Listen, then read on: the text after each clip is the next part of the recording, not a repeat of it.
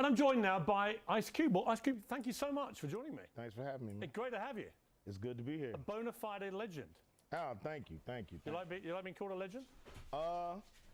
It's cool. You know, it's cool. It's interesting because I'm still, here, and I still feel like I got so much to do. So it's nice. You were born O'Shea Jackson. Who actually calls you O'Shea? My mom, my pops, my wife,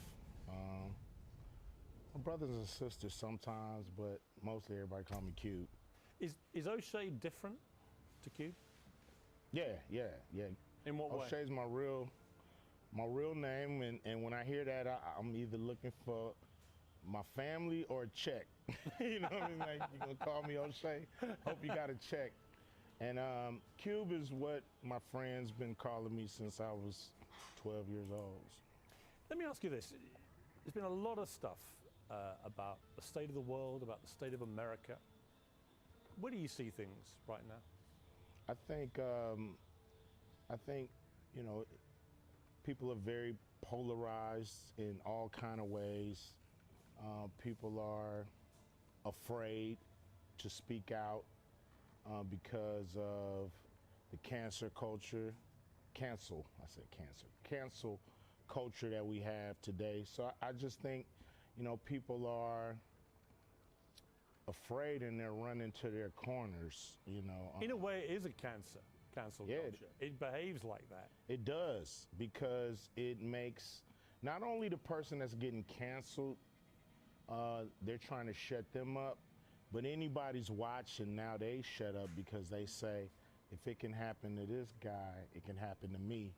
So by smashing somebody who says something that you might not like and canceling them, it actually reverberates throughout the whole community, and everybody now is watching what they say all the time. Well, what's the answer to this? Because I think it's crazy that in a democracy like the United States, like the United Kingdom, that people are too frightened to speak their mind, to say what they think. What do we do about this? I think you say what you want to say, and to hell with the consequences. You got to be willing to fight for your rights and fight for what you believe in.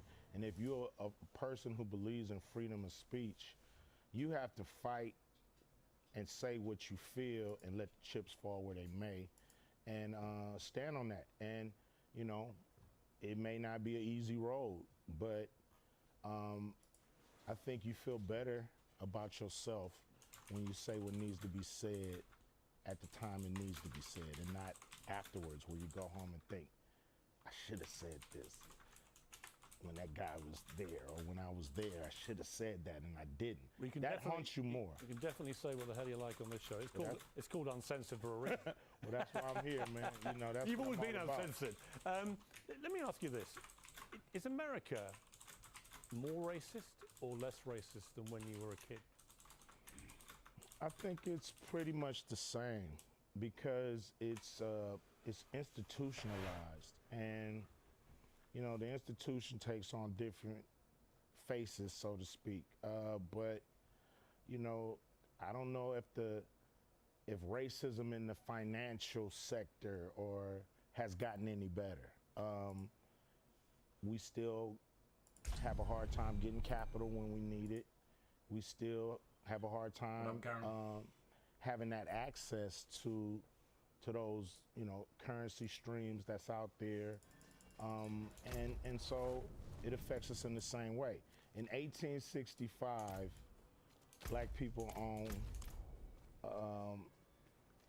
maybe 1 or 2% of America, and I believe we're still in that same place. Is that right? Yeah. It's barely changed. Barely changed.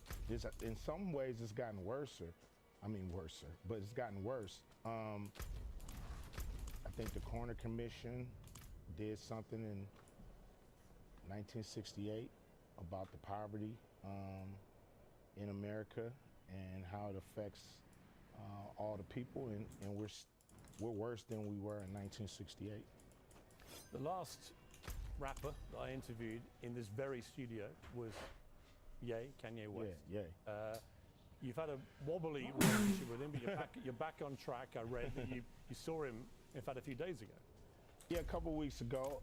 I mean, we were always cool. You know, he spoke my name without really explaining what he meant. And I just really couldn't leave that statement out there without, he never explained what he meant. And so I had to, kind of reflect that. But since then we talked, and I think Ye understands that generalizing will always get you in more hot water than being very specific. You know, you can. Because I haven't really seen much of him specific. since I interviewed him. He's kind of disappeared. I mean, how is he? How's he dealing with what's happened to him? I believe he's doing great. You know, he's still, dealing with some people trying to hold on to his money. But for the most part, I believe he's in a good space. I think he's learned a lot in this past year, and hopefully he'll come out better on that. When you saw some of the crazier things he was saying, the anti-Semitic statements he was making, what did you feel as someone who knew him well? What did you feel about that? I felt that if he was really upset with specific people, that the message he was saying would kind of hijack what he's really upset about, and that's kind of what happened. You just can't generalize. You have to be specific, especially if you're talking about anybody, any race of people. You have to be specific on who exactly you're talking about. Let's talk about the music industry. Huge amount of attention being given to artificial intelligence now. Yeah. Clearly it has awesome power, not least to replicate how people like you would make music. What do you feel about that? I think it's terrible. I think it's gonna make people lazier, less creative. Could you imagine if an actor, like if I decided not to do a sequel and the movie company said we have the rights to your likeness. Right. We're gonna put you in the sequel whether you want to be or not, because we have the right to. So now they use AI to put Ice Cube in a movie I don't want to be in, saying things I don't want to say and doing things I wouldn't do. So to me that's terrible. Or taking an artist that's passed away and having them do a new song with lyrics that they may not agree with. It's just, it's a slippery slope that will hurt us more than it will help us. Is there a benefit that you can see where you could use AI to enhance what you do? I mean, we use, automation here and there to help advance and make us sound better. But, once you take the paintbrush out of the painter's hand, is it really a painting from him, Right. Well, it's an interesting question, isn't it? Is it? I mean, I don't know. Like if somebody does an Ice Cube AI song, how could it be an Ice Cube song? It's an artificial, it's like a mannequin or a puppet, or that's how I look at it. It's not real. Do you think it's going to kill us all, artificial intelligence? I interviewed Professor Stephen Hawking before he died, and I said, what's the biggest threat to mankind? He said, when artificial intelligence learns to self-design, that's it. Yeah, I think, it's already figuring us out in a lot of different ways. I've heard that it's learned how to lie. Yeah. This is the, in every science fiction movie, this is the beginning of the end. Yes. Yeah, definitely. If you knew it was about to end, what would you do on your last day? You've got 24 hours to live. Hug my family, love them, explain to them how much I care about them. Pray to my maker, and prepare myself to meet him. Would you have a last meal? Probably so. What would you have? everything I could stuff in my mouth. You're not going to worry about any dieting, right? Yeah. You know, I'll be probably sick off everything on that day.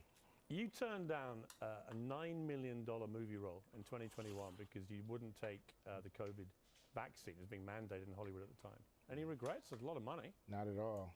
Not one regret. You know my thought when I heard that story? You must be even richer than I think you are. I mean, everybody can use $9 million. I don't care how rich they think they are. You know, everybody can use that money.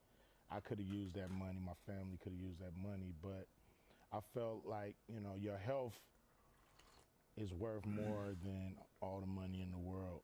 Because if you had all the money in the world and you wasn't healthy, you would use that money to get healthy. So to me, it was an experimental drug, and they had no time to really see the long-term effects. Like most, I'm vaccinated. I've been vaccinated when I was a kid, but these are drugs that have been tested for decades, and you know pretty much most of the side effects. I mean, ultimately, I felt about COVID vaccines that once it was established against what they initially thought, that you could still transmit the virus, whether you were vaccinated or not, to me it becomes a personal choice. Then it's down to you. Yeah, without a doubt. And, you know, the pharmaceutical companies made a lot of money. Businesses closed. You know, it's like an incentive, even when things are not going right, to keep going. It's kind of like the war machine. You know, if you make the bullets and the Band-Aids, you're going to always want to be in war because it's profitable. Have you worked out who you're going to vote for next year? No. It's what we would call in Britain a Hobson's choice. What's that mean? It means it doesn't matter which way you go, you're going to get screwed. I mean, wow. Joe Biden looks like he barely knows what day it is. Donald Trump might be in a prison cell. So if that's the choice, what does it say about America? That, you know, America needs to re-examine where we are, where we're going, who we want to lead us, and what kind of country we actually want to be. You know, a lot of choices. You know, I've become independent in all this because I like to sit back and see, you know, who's really gonna be the best choice. Unfortunately, the choices are not always top notch, so to speak. Have you thought of running yourself? Oh, I would never run. There might be a vacancy now, Kanye ceded the territory.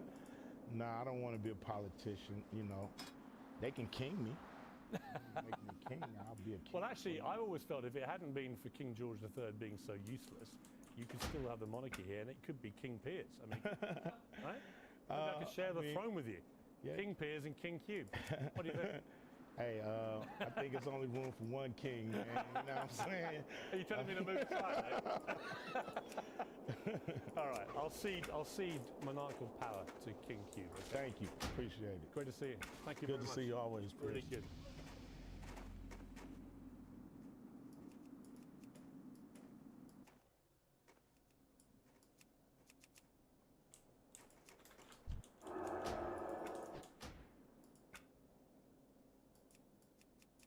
I've always thought you have one of the coolest names of any leading man, Harrison Ford. You cannot beat that name. Yet, you were asked, or it was suggested early in your career, that you change your name. True. Who the fuck wanted you to change from Harrison Ford? Jerry Tchaikovsky. Oh.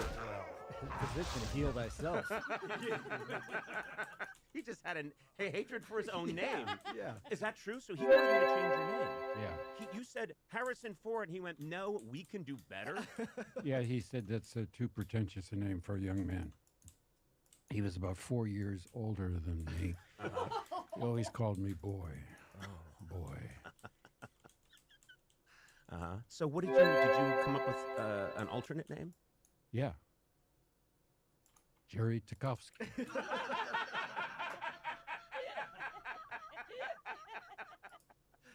Well, okay. I don't think it was very original. You No, could I have didn't. thought. I did come back the next day. I was not only supposed to come back with a name, but I was supposed to be there earlier than my naming conference to get a haircut, and I'd been given a picture of Elvis Presley to take with me to the studio barber. They told you, get this haircut? Get this haircut and come back with a name. I said, okay. I didn't get the haircut. And I said, my new name is Kurt Affair.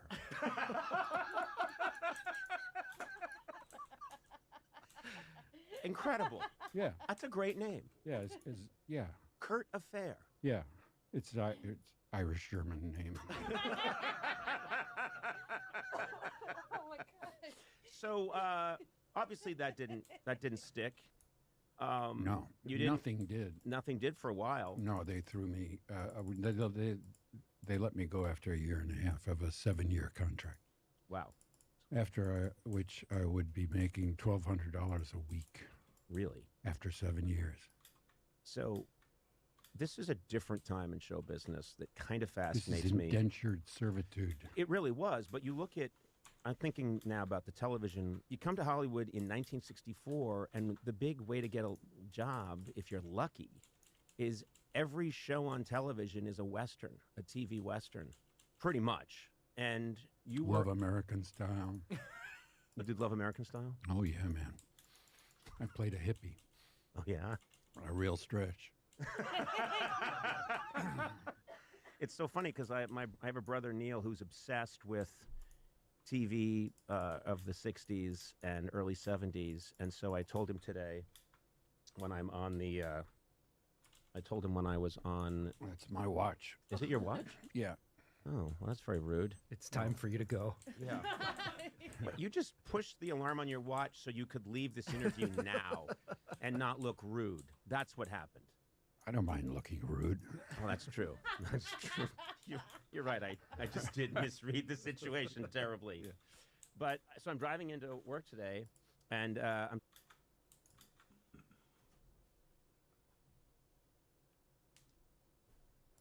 Almost exactly 1 year ago, massive YouTubers Logan Paul and KSI joined forces to launch Prime, a sports drink brand that's coming after the likes of Gatorade and Powerade. And now, almost exactly 1 year later, this stuff is everywhere. It's in stores. I don't think you're gonna see this coming. Look at this. No! God damn it, man! It's the official drink of the UFC. It's in almost every YouTube short that I get recommended. Prime. This stuff even got itself a Super Bowl commercial. Hold on, rewind that back. Is that Markiplier? Oh, that's good. Ah, damn it. I guess I gotta try it. Hello, Internet. Welcome to Food Theory, where red hot drinks get cold, hard facts. And let me just cut right to the chase with this one. Prime is massive and is currently on track to be the most successful creator startup brand ever. In its first year, it reportedly has earned $250 million in revenue. Now, it's always important to remember that revenue is very different from profits and that those sorts of numbers can be the result of a lot of different factors, so take all of that with a grain of salt. But to give that $250 million some context, Mr. Beast's Feastables chocolate brand reportedly had $10 million in sales its first year. Any way you slice it, the numbers here are eye-watering. Here's the thing though, I don't buy it. Something's not right about all this. Don't get me wrong, I'm normally eager to celebrate the success of any creator-led business, but Logan Paul, for some reason, I just get a little suspicious of things that he puts his name to. Not really sure why. Today, we're investigating Logan Paul's CryptoZoo, a blockchain game that made millions but never worked. I'm moving to Puerto Rico. I feel like people are wondering why Puerto Rico, right? Taxes. It's one vertical. It's a big one. We found a dead body.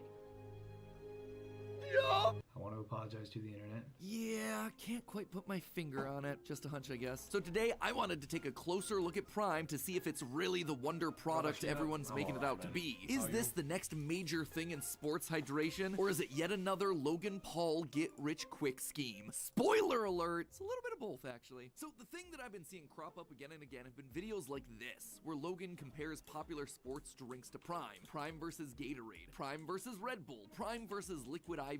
All right, we're going bottle for bottle. These are all facts. And every time it seems like it's a win for Prime. Then again, I suppose if it weren't, the video wouldn't exist in the first place, you know? So anyway, I wanted to zoom in on one of these stat battles to see if there's any truth to Logan's pitch. The one I want to focus on is against Prime's biggest rival, Gatorade, the granddaddy of sports beverages. And immediately, without any words even leaving his mouth, there's a red flag: the bottle difference. Off the bat, Logan is using Prime's 500 milliliter bottle, and he's comparing it against Gatorade's larger 591 milliliter bottle. So when he says things like this, Gatorade has 36 grams of sugar in it. Sure, it might be true, but that's also talking about a bigger serving size. It's something that Logan even calls out later in the video. And a bigger bottle. But then doesn't correct the math for. So you know what? I'm gonna do exactly that. I'm gonna compare the two drinks milliliter for milliliter rather than bottle for bottle like he does. He starts off with sugar, so we're gonna do that too. 36 grams for Gatorade versus 2 for Prime. That'd be 60 milligrams per milliliter for Gatorade and 0.4 milligrams per milliliter for Prime. Victory for Prime, right? Well, don't call this one just yet because he's not making a truthful comparison here. For the Gatorade, the 36 grams he's pulling is from the total carbohydrate number on the nutrition label. But for Prime, he's pulling the total sugars amount, a lower subset of the total carbs number. If he were truly comparing the two drinks fairly and correcting for the volume of liquid, it'd be 28.7 grams of total sugar in Gatorade versus 2 in Prime. Still a win for Prime, and still by a wide margin, but at least the numbers are accurate and fair rather than artificially skewed. Next up, calories. Gatorade has 140 calories. Look at that. Prime only has 25. Yeah, this is accurate. The higher sugar content is really propping up Gatorade's number here. Comparing per milliliter, Gatorade's looking at 0.25 calories per ml versus Prime's 0.05. Prime is literally a fifth of the calories once you normalize the data. Last but certainly not least, the biggie, the stat that seems to bury Gatorade. We're both electrolyte drinks. Gatorade has 350 milligrams of electrolytes. Prime doubles it with 825 milligrams of electrolytes. That is a massive difference, literally a 2x difference. But 2x of what exactly? What do those numbers actually mean? Like, Gatorade has been the go-to sports drink for decades. How could this newcomer just swoop in and dominate so completely? This too set off a lot of red flags for me. Too good to be true, right? Clearly something's gotta be wrong here. Well, let's start with the basics. The first thing that Logan says, they're both electrolyte drinks. What's that mean? Well, a sports drink, otherwise known as an electrolyte drink, is legally defined as any non-alcoholic beverage containing electrolytes or glucose that's intended to be consumed in order to replenish electrolytes that are lost during exercise. Quote-unquote sports drinks don't require FDA approval, so they won't include any kind of special labeling unless they have caffeine. So in general, this category is pretty darn broad. As far as I can tell, there doesn't seem to be any sort of minimum requirements for electrolytes, calories, no calories, sugar, vitamins, anything else. The definition is largely marketing based, which is why when you walk down the sports drinks section of the grocery store, there's a huge range of options with vastly different ingredients. Based on the loose definition that does exist though, safe to say that Prime qualifies as a sports drink and that having electrolytes has a lot to do with it. But that then begs the question, what is an electrolyte? When I first started writing this episode, I thought I had a rough idea, but I wasn't totally sure. It's just one of those words that gets tossed around a lot when you see the imagery of a sweaty Michael Jordan guzzling down a Gatorade or a football coach getting the whole water cooler dumped on him. But chemically, what are they and why do you need them when you're playing sports? Well, at the basic level, electrolytes have the word electro in them, which is exactly what it sounds like, electricity. Electrolytes are charged molecules, meaning they can either have a positive or negative charge, and as a result, they play a big role in transporting things around your body. There are only 8 electrolytes that are typically listed in foods: sodium, potassium, chloride, phosphorus, calcium, magnesium, and bicarbonate. Most of which probably sound somewhat familiar because you've been hearing about them since the 90s when they tried to make SpaghettiOs look healthy. In general, electrolytes are responsible for helping your brain fire off messages between neurons, helping your cells produce energy, and regulating the amount of fluids in your body. When it comes to exercise, they also help regulate the contraction of all your muscles, meaning that if you lose too many electrolytes, your body physically can't send off the electrical charges it needs to flex your muscles anymore. And it turns out that when you exercise a lot, you lose a lot of electrolytes in your sweat. You see, since a large percentage of your body is water, and electrolytes are polar charged molecules, they move around really easily in your watery bloodstream, and they end up getting squeezed out the other end of your pores when you're getting sweaty with with your best bros. The idea of drinking a sports drink instead of just water is that when you're exercising intensely for long periods of time, you're losing so much water that you're actually washing the electrolytes straight out of your system, and you're gonna start feeling tired and sluggish without those things. But how much are you really losing here? A few drops of Gatorade on the brow isn't gonna be needing a 20 ounce of Gatorade and hundreds of milligrams of electrolytes, right? Well, not so fast. Of course, all exercise and water loss is gonna be totally dependent on your body, your exercise routine, your environment, but in the case of serious athletes, we're not talking about a little sprinkle. In Carl Gisolfi's article, Water Requirements During Exercise in the Heat, he notes that while exercising in the heat, the body can lose as much as 3 to 4 liters of water every hour. That is almost a gallon. And you can lose more than that over the course of several hours. A gallon of water lost is over 8 pounds of body weight that you just sweated right out of your system, which if it sounds like a lot, it is. This is why you see boxers trying to sweat off the pounds before a weigh-in, because water weight actually makes a massive difference. Unfortunately, you just can't sweat it out forever. As soon as you start to lose more than 2% of your total body weight in water, you actively start to experience symptoms of dehydration, including headaches, nausea, cramping, and fatigue, because your body is shutting down without the ability to regulate and contract your muscles. For a 150-pound person, this means that losing more than 3 pounds of water, or just over 1 liter, can cause your whole game to suffer. And thus, you can really start to see why the sports drink market is such a thriving business. People working hard jobs all day are losing water and electrolytes constantly, and those things need to be replaced. On the flip side, if you're like me and just popping into the gym to hit the old stride machine for 20 to 30 minutes a couple days a week, chances are you don't need to be refueling with sports beverages because you're not losing enough water and electrolytes. You can stick to the water, save some money, just stop being posers about it. Knowing all of this, do Logan's stats here line up? Yeah, kinda. If anything, he's underselling Prime in this category, which seems incredibly sussy for a guy like him. He says Prime has 825 milligrams of electrolytes, but according to my calculation, it should be 835. 700 milligrams of potassium, 124 of magnesium, and 10 of sodium or salt. Gatorade, meanwhile, is exactly what he says it is. 270 milligrams of sodium and 80 of potassium for a grand total of 350. To recap, well, yes, some of the comparisons were biased in Logan's favor. When I normalize the data, Prime still won. Am I gonna have to give the dub to Logan? Ugh.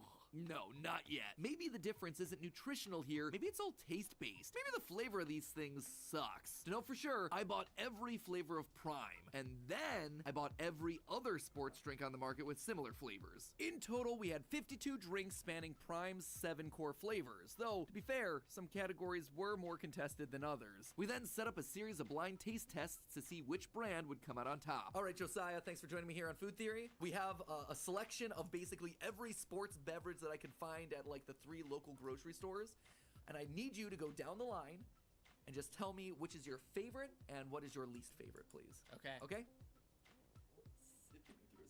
Wow. That one tasted a bit saltier, actually, than these other 2. My top was B. And my least favorite was D. C was my second favorite. Whoa! Okay. You just picked Prime. Oh! Here we go. Ooh, that one has a good aftertaste. That's really fruity. Ooh, actually the aftertaste sucks. This one's bad. That one's about the same, but a little fruitier. C's the best one. As a true American, I need my high fructose corn syrup. So, you, sir, just picked Prime.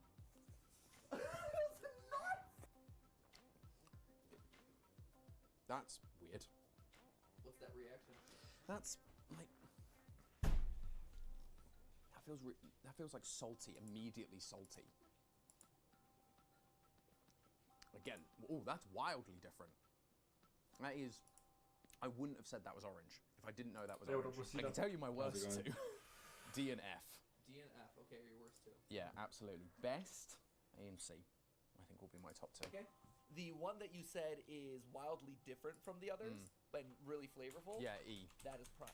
Okay, because it's like, it wasn't bad. Like I say, I think F and D were worse from a flavor perspective, but it was just really odd. So I want to get on the action as an extra test subject, so I'm not involved with any of these from here on out. Ooh, much stronger. Okay, this is what I would typically assume is like a lemon lime sports beverage. A little bit salty. It kind of like sticks in the back of your teeth a little bit. Like, That's Prime. I can almost guarantee, based on how these flavor profiles have broken down, the thing that always has the densest, strongest flavor seems like it's always Prime. My favorite is F. That would in fact be Prime. I knew it! I knew it! Oh, I like this one. Oh, yuck. Oh, yuck. Okay, so this is like if you just took a really sweet, flat drink and then you added oregano to it. So there's a slightly herbal flavor on the back, and I don't mean herbal like something nice that you'd want to drink. I mean like something that you'd add to spaghetti sauce. It was close for the one that I hated the most. I think I've got to go with G. It is a unique moment when I feel like I'm drinking part of like maybe my own stomach acid in a sports drink. So we're gonna peg that one as the worst, followed closely by I, to be honest. Interestingly, no sugar flavors tended to rank higher than any fully sugared brands, with Powerade Zero being the overall winner with the consistently highest rankings across the board. That said, no one brand dominated every flavor category. And while Prime didn't win everything, it certainly did win a few, with an especially strong performance in Tropical Punch. In general, it was consistently well received. The only problem was that it was just much sweeter than any other sports drink brand. The other drinks tended to have flavors that felt thinner, a bit closer to water. Prime, meanwhile, was a lot like Kool-Aid or Pedialyte, a stronger, denser, more syrupy flavor, which in turn made it feel, at least to me, heavier. Because of how dummy thick the flavor was, it wasn't really something that I or the rest of the team would actively reach for to recover from a workout. But just as a flavored water to drink around the house, yeah, that'd be great for that. Even after the taste tests, there was something that I couldn't quite kick. All the other sports beverages did taste fundamentally different from Prime. They all had a slightly muted flavor, even sometimes a salty flavor. And yet here was Prime tasted like a melted lollipop. How? How was the one drink with the least sugar content the one that tasted so much more sugary than the rest? And why did it have a fundamentally different flavor than all the other sports drinks? Again, something felt off about this. Something keeps feeling off about this stuff. What is it? So I went back to the nutrition label again, and that's when it hit me. Look again at the comparison of the electrolytes. Sure, Gatorade has 300 milligrams and Prime has over 800, but the way they get to those numbers is vastly different. Prime has 10 milligrams of sodium, 124 of magnesium, and a whopping 700 milligrams of potassium. Gatorade, meanwhile, has 80 milligrams of potassium and 270 milligrams of sodium. The ratio here is almost completely reversed. That is why you're getting a salty flavor from all these other sports beverages. Logan's Prime has 70 times as much potassium as sodium. Gatorade, meanwhile, has a ton of sodium and a teeny tiny amount of potassium. Powerade, same ratios as Gatorade. So I had to keep looking. Body Armor, another top contender in our taste test, is closer to Prime. BioSteel, the one with the juice boxes, came in with a completely different ratio than all the others with equal amounts of potassium and sodium. So that then brings us to what's probably the biggest question in all of this. What is the proper ratio for all these electrolytes? Is this the thing that's been nagging me about Prime all along? Well, it's important to note that each electrolyte is responsible for something different. Sodium, which we get mostly from common table salts, is the most prevalent, and it basically exists in all the spaces outside and around your cells to help you regulate blood pH and your overall water levels. How much you're peeing out, how much your kidneys are filtering out, things like that. Potassium, on the other hand, works inside your cells to help produce ATP, the little energy molecules that help power your body. Potassium also works in your heart to make sure it's pumping normally. Too much or too little potassium, and you could start having heart problems and irregular rhythms. Calcium and magnesium play smaller but still important roles in your muscle contraction and brain function, keeping you mentally and physically sharp. So, at the end of the day, it kind of seems like they're all important in their own right, so which ratio is the one we're aiming for in a sports drink? Well, remember the whole premise of a sports drink. It's to replace the electrolytes that you lose during exercise. That means that we don't need to worry about every electrolyte in the body, we only need to focus on the ones that we're losing during said exercise. And we're not losing them all at the same rate here either. The average person's sweat ratio of electrolytes is 220 milligrams of sodium for every 63 grams of potassium, 16 of calcium, and 8 of magnesium. That means that you're losing nearly 3.5 times more sodium at any given time time than any other electrolytes. And if you're doing the type of exercise that needs a sports drink, you need to find one that replaces sodium before worrying about anything else. Looking back at the ratios that we found across our sports drinks, it now comes down to which formula replenishes your electrolytes at the ratio closest to the sweat that you're losing. Knowing that, let's look at Prime. Sure, it has a ton of electrolytes, but none of them are the ones that you need to be replacing. Prime has given you a ton of potassium. This thing is practically a banana, but you don't really need potassium in the middle of strenuous exercise. At least you don't need it nearly as much as you need sodium. In your sweat, you lose sodium to potassium at a ratio of 3.5 to 1. But with Prime, you're giving your body 0.014 milligrams of sodium to 1 milligram of potassium. You are essentially completely missing the one electrolyte that your body needs the most while sporting. What about the other sports drinks on the block? Well, Body Armor's ratio is 0.05. It's actually very similar to Prime. BioSteel is at least a 1-to-1 ratio with the same sodium and potassium content. I suspect that they're all sacrificing the sodium because it keeps these drinks tasting sweeter. More sodium means a saltier flavor like the traditional sports beverage of Gatorade. Speaking of Gatorade and Powerade both have astonishingly different ratios than these newer competitors, with Gatorade at a ratio of 3.4 sodium to potassium and Powerade at the very top of the scale with 4.1 milligrams of sodium to potassium, both coming in shockingly close to the actual ratios of real-life sweat. This, in turn, makes them infinitely more effective than the other three options at actually doing what they say they're doing, replacing what your body loses during exercise. Don't get me wrong, feel free to sprinkle your coconut water on whatever you want. It's great that a lot of these new sports beverages don't have the dyes and preservatives and all the added sugars, but at the end of the day, the reason they're tasting so much sweeter than the Gatorades of the world is that they're missing the main ingredients that sports drinks need to be having: salt in the form of electrolytes. For really bottling and feeding you back your own sweat, Gatorade has made their drinks taste remarkably good over the years. But the thing is, at some point if you're sweating salt, the only way to get it back into your body is to drink it, not paper over it with a bunch of other filler electrolytes that you don't need. What's the conclusion here? Honestly, that the definition of sports drinks and rehydration beverages are just too broad and ill-defined. If you're looking to replace sweat in your body, you need something with more sodium, something that Prime does not deliver on. That said, it's not like Logan is pulling a scam here or anything. He is delivering on exactly what he says he is: a drink full of electrolytes, more than any other sports drink in the space. But electrolytes aren't equivalent. They don't function the same. The formulation of Prime is fundamentally delivering a different product than the Gatorades and Powerades of the world, which in turn allows it to taste less salty while still competing in the same broad category. My personal concern is that other brands, seeing the threat to its consumers, might change their more scientifically accurate formulations to better compete with the increasing threat and better taste of Prime, something that I suspect will end up being a net negative for the entire sports drink market. Honestly, there's no comparison. You know what, Logan? For the first time, I think we can actually agree. But hey, that's just a theory. A food theory. Bottoms up. And hey, if you're thirsty for more content, crack open the video on the left where we show you how you can tell the temperature of water just by listening to it. Or if you're looking for more sporty content, chug our style theory on the right, where I talk about these crazy oversized sports hats and how they're the next big thing in fashion.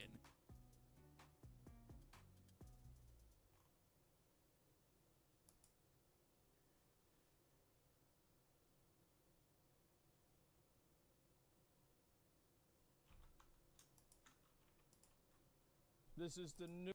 I'm not particularly impressed by what he's done. I get called a pimp a lot, but and the reason I use the term is because I don't see it as a negative term. I see it as positively inspirational and motivating person. Nah, that's what he did. Nah. That's what he did. Nah, pimps, electronic and otherwise, are the lowest form of life. My MO was find girls, make them love me, and make them work for me. I used sex as a tool to make women love me so they'd obey me and live in my house to make me money. I had these guys selling their houses, life savings, loans, all of it to me. Give me it all. I was all about trying to get paid. So, seems like a lot of conservatives are turning on the Tates and the red pill in general. What are you charged with? That's a really good question. I'm charged with being the head of an organized criminal group, which is in charge of recruiting girls to make TikTok videos. They face charges which include human trafficking and forming a criminal gang to sexually exploit women. OnlyFans is the best hustle in the world. Are they accusing you of using violence or? No. They're accusing me of using the lover boy method, coercing them by being nice. I don't mention webcam until after I've had sex with the girl.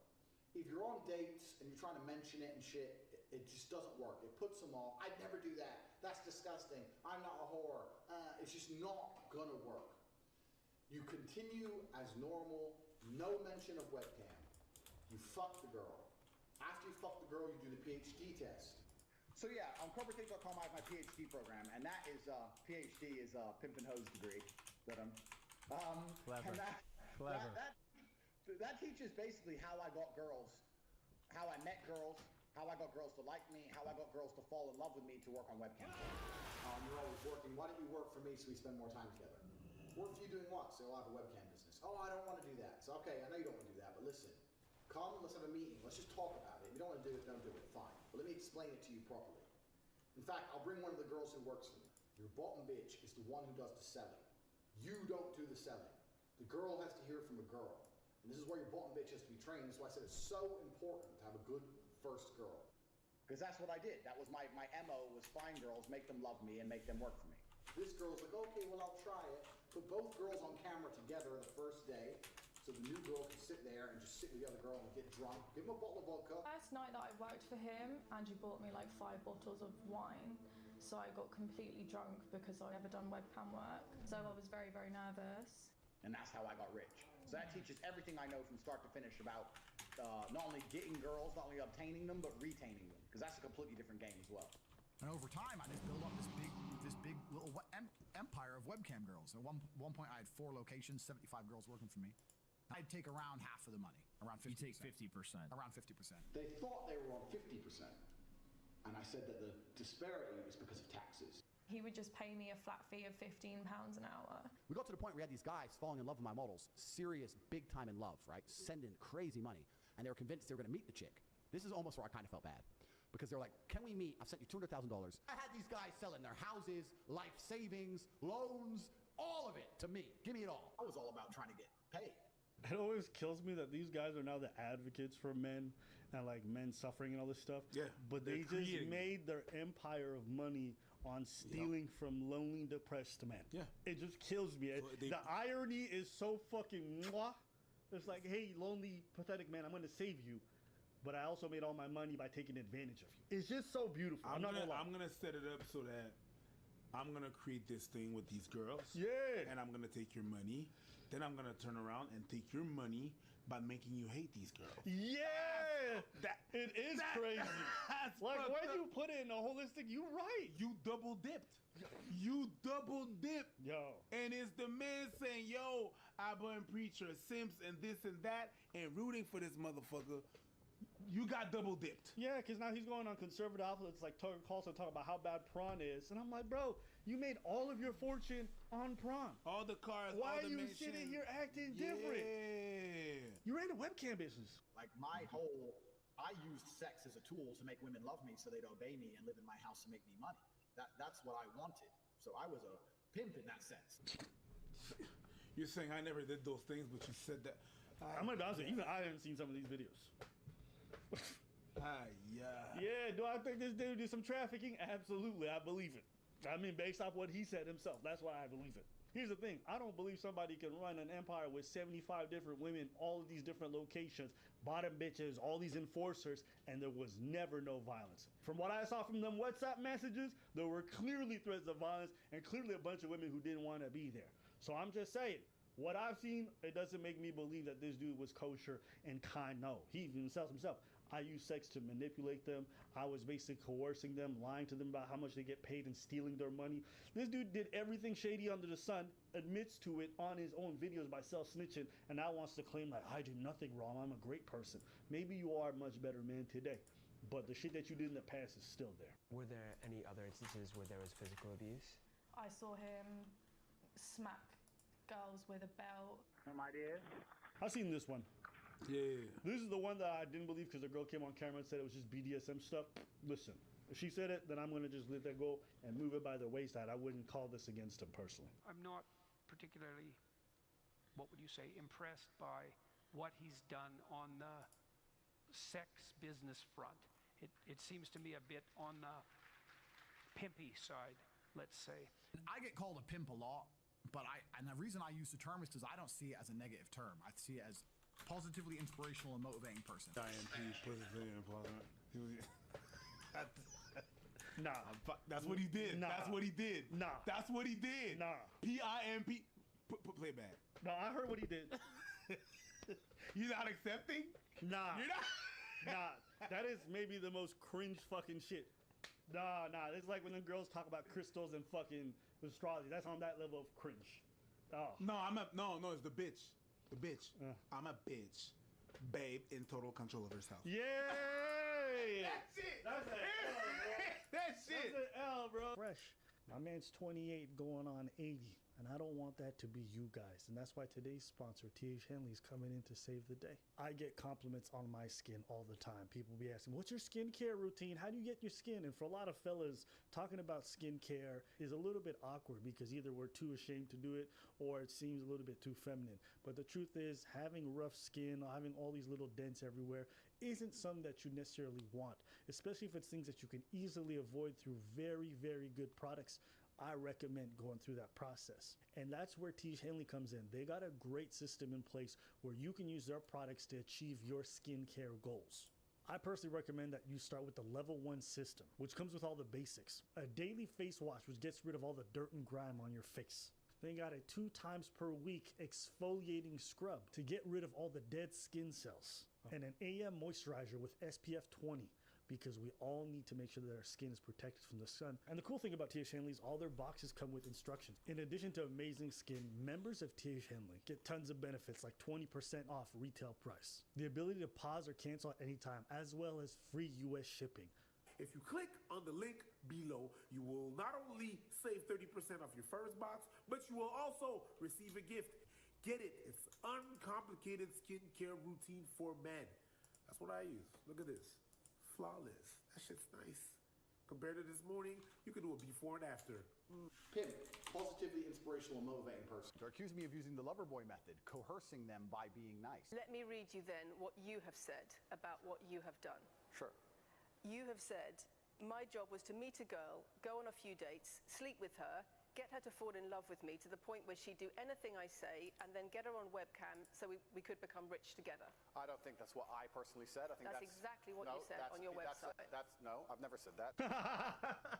Nah, bro. If you got that on your website, you try to pretend like you don't own the website afterwards. Because he said that. He said, I don't remember. It's on my website. But he advertises the website afterwards. It's just so crazy the way he's trying to switch around. And I understand because legally his life is on the line. So he wants to disassociate himself with a lot of his past, right? He's made his money from the sex trade. He's exploited these people. Now he wants to walk away scot-free with his money, which I understand. Any good criminal who's made a lot of money would want to be able to do that. But if you're being honest, this man did that shit and he said that stuff. And it's okay. You got to own it. Tips on raising daughters so they don't end up 304s, prostitutes, on the pole, OnlyFans, etc. Most men I know don't have daughters for these reasons. I'll chime in very quickly and I'll say, 1, I have recruited, I think, although you've worked with a lot, more girls into, I guess, the adult entertainment industry than anyone else. I really have. And the one type of girl I couldn't recruit were girls with rich parents. Oh, do that for money. I don't need money. My family's rich. So when I see these broke boys on Twitter and on Instagram be like, oh, my daughter, I'm raising her right, and she's like 9 years old, but he like works some crappy job. He's a wagey. I'm like, she's gonna get that Louis Vuitton purse one way or another. So you might want to level up your game and buy it for her, my G. So since that video's gone viral, a bunch of people seen this video now and have some things to say. One of them being even Jordan Peterson, who came out. He was not holding back. Let me pull this shit up. In response to Andrew Tate in the recent video, he says, pimps, electronic and otherwise, are the lowest form of life.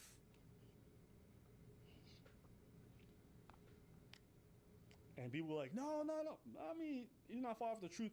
Listen, I don't know when this happened, or maybe this is a recent thing, but people are romanticizing pimping like it's a cool thing. No. Pimps and what they do to these women is rarely good, and very few of these women come back from that life. A lot of them fall completely by the wayside to addiction, or they end up dying shorter lives by becoming street prostitutes afterwards. But it's hard to come back from being in those kinds of situations. They destroy human life. So if anybody want to sit here talking about how pimps are, no, don't even try to sell me on that shit. Pimps are some of the lowest forms of life, and I'm not even mad that anybody wants to say that. How do you feel about pimps? You a big fan? No, I'm not a fan. No, I'm not a fan. How they were using bottom bitches and stuff like that to get other girls, and yo, some of the girls were Very impressed. And after that, what they go through and shit, yeah, no, not impressed. Some people on the right, myself included, have always been a little skeptical of the guy and pointed out that he's literally a pimp, and that's not great. That's not very conducive to virtue. So Andrew Tate sat down with Tucker Carlson to insist that he's not really a pimp. And my friend Liz Wheeler over there juxtaposed his interview with Tucker with other things that he has said openly on camera and makes it seem as though either Andrew Tate is suffering from a very serious bout of amnesia or he lied to Tucker. Look, man, I never seduced women and manipulated them into working for me. That's what they're accusing me of. But isn't that so crazy? And then, as Liz points out, he's said many times publicly that this is exactly what he did. The best defense, which he sometimes makes, though recently has been trying not to make, is that he didn't the girls, he just seduced them. You know what's so funny about that line of thinking too is like when you were thinking about the fact that this guy would joke about them being 15, 16, but like oftentimes they were young 18, 19-year-olds. And as a grown man seducing like such young impressionable minds to not only fall in love with you, it's like, I think it's one thing if you a grown-ass man, if you want to make these women fall in love with you and then you want to marry them, okay. You know, a 12-year age difference, you want to do that for your life, that's fine. But turning them into sex workers when they're that young and impressionable, is very slimy behavior. And the reason why you go for these young women is because you know they're so malleable and you can take over their minds, and then that's why you do it, right? Not only because of their virtue, their youth, but also because you know they're malleable, right? So when you're using it for your own self-interest to make that, it makes it an extra level of slimy. A predator in the jungle is not gonna go like, oh shit, that animal looks bigger than me. Yeah. You know what I mean? He's gonna go from a smaller animal that looks like a prey. No. That's what I believe that's what he did. But then again, I believe that's what he did because that's what he said he did. That's the only reason why. If he never put out those videos on I instruction, wouldn't have any proof, but he said he did those things. Absolutely. It's like, I don't have much to say. Like, he said that. I think a lot of people don't care because it's women on the other end suffering, one, and two, it's women who did sex work. Yep. And so for a lot of people, once they see that, they instantly start judging them and say they're less than human, right? They don't give a fuck, which is fair. You want to think that way, that's your choice to think that way. But I would say, how many of these women would have become that if it wasn't for this guy? He says it himself. Every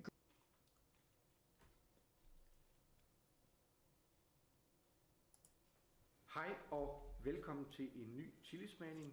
Jeg er på besøg hos dig, Ole. Og fortæl lige, hvor er det, vi er henne?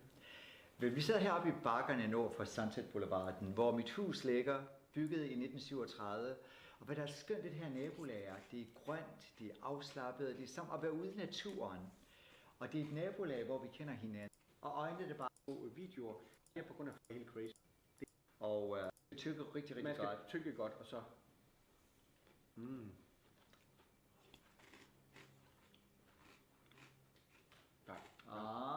Nu kan jeg mærke den. Nu kommer der lige lidt... Nu er der lidt parmesan i. Ja, godt nok, altså man mærker det her, den stærke smag. Ja. Så når man ligesom er lidt i det, så man lige stille bare mærker.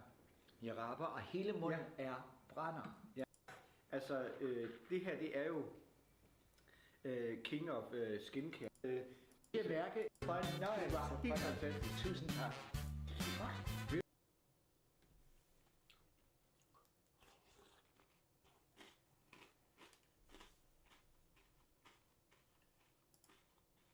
Good morning and welcome to this new video. We have a pretty long day today. We have, as of right now, assuming weather doesn't get in the way, we have 4 vehicles at 3 different locations. This first one is going to be a full interior cleaning on a sedan. Next one is going to be a wash and wax on a Corvette, and at the same location, another full interior cleaning on an F-150. And then last but not least, it's just an engine cleaning on a something, I don't know. So pretty long day today.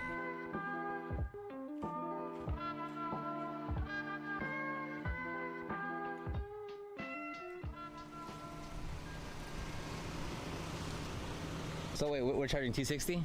Okay, update, not 220. I said it's gonna be 260 for this interior. Overall, it's not dramatically bad or anything. It just needs a little bit of love. That's how I see it. If it doesn't make the top 10 list, it's not that bad.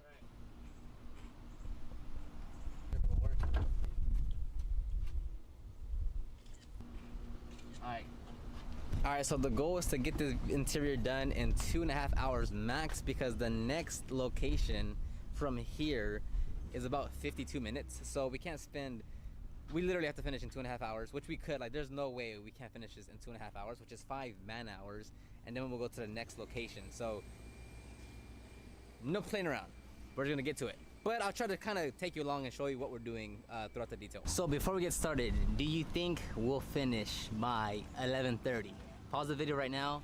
Let me know, what time do you think I'm gonna be done? Yes or no, and what time? Or at least something. Am I, and what time am I gonna be done?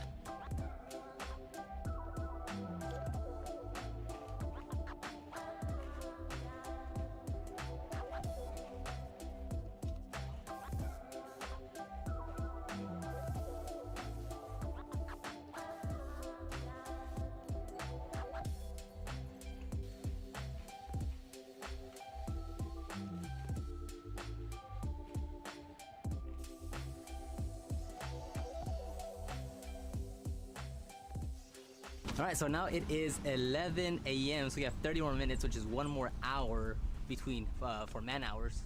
So we should be able to finish it in 30 minutes. We should.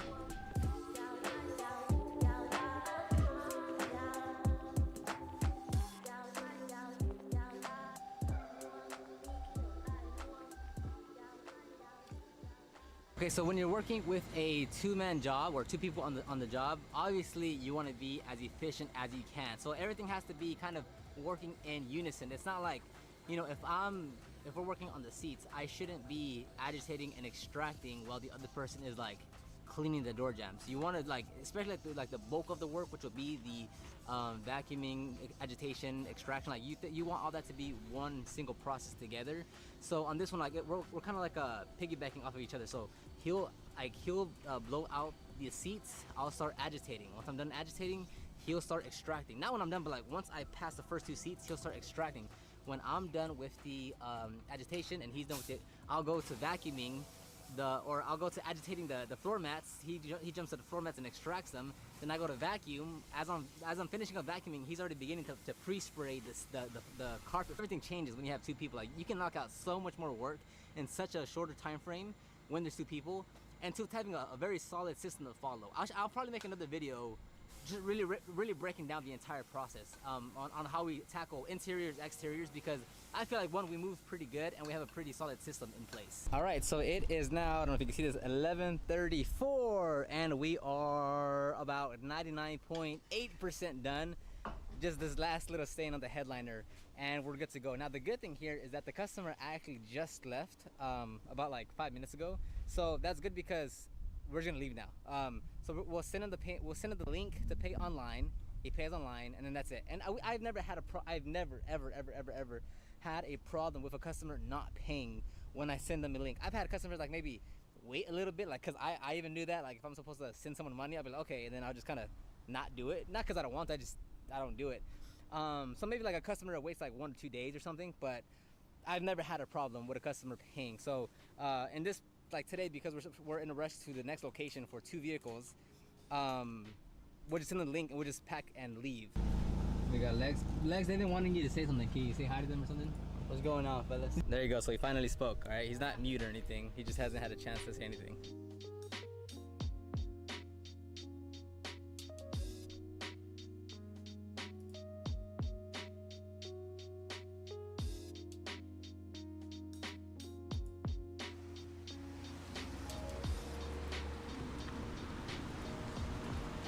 Now, if you're just getting started in your business and you don't have that many customers, it's gonna be hard for you to estimate how long something takes. So like, by now I've done this hundreds of times. Like, I understand the process, I understand the vehicles now.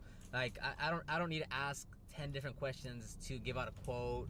I can look at a car and I already know how long it's gonna take us, what trouble areas we're gonna face.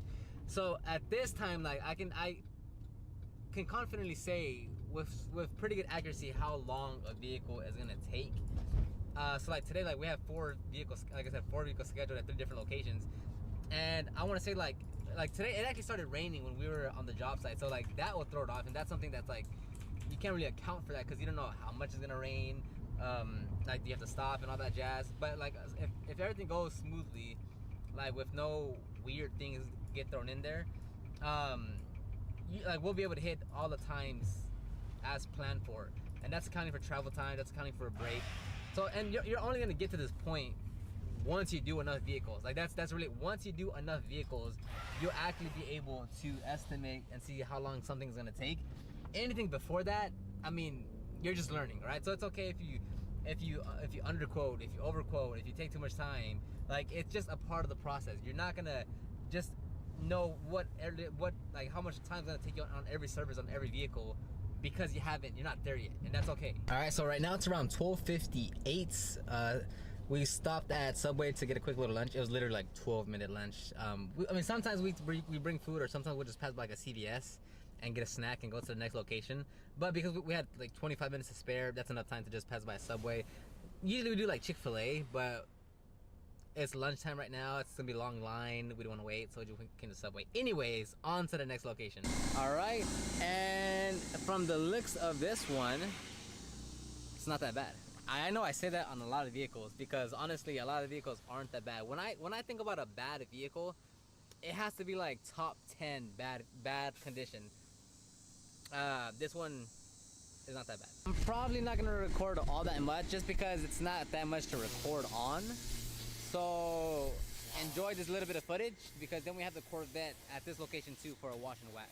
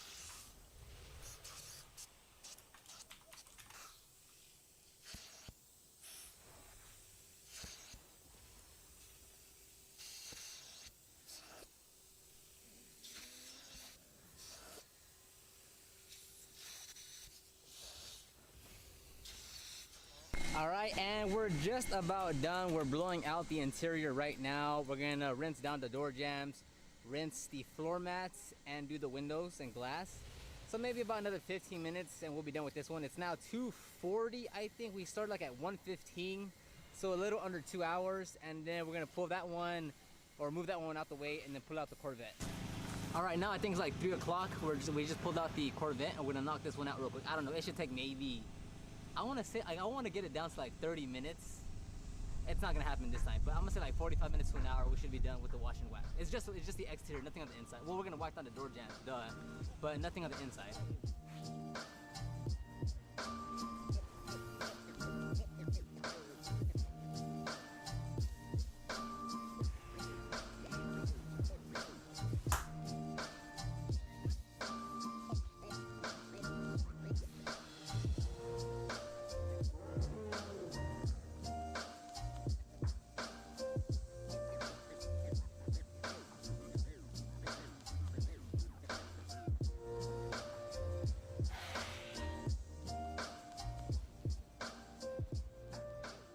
Alright, so no joke, the SD card, the memory card got full, so I went to go export the footage so I could put it back in. It took maybe 7 minutes, let's say 10 minutes max. We foamed the vehicle and washed it down, as you saw. Once the camera turned off, we rinsed it down, foamed it, and played it, and we're rinsing it again. So that was all in 10 minutes. So sorry I didn't get that, but we just have to keep on moving because we're, working.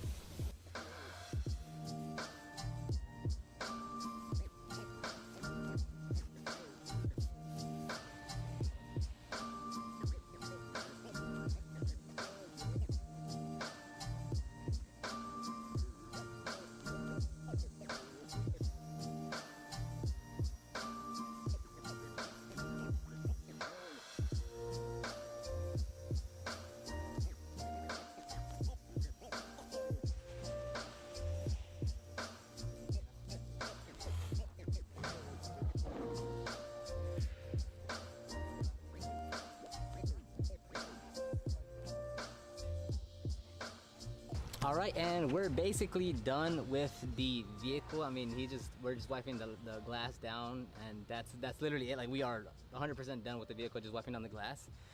So we started, let's say a little bit after 3, let's say like 3:10, and right now it's like 4:15, I think, so an hour and 15 minutes, and I think we're charging 200.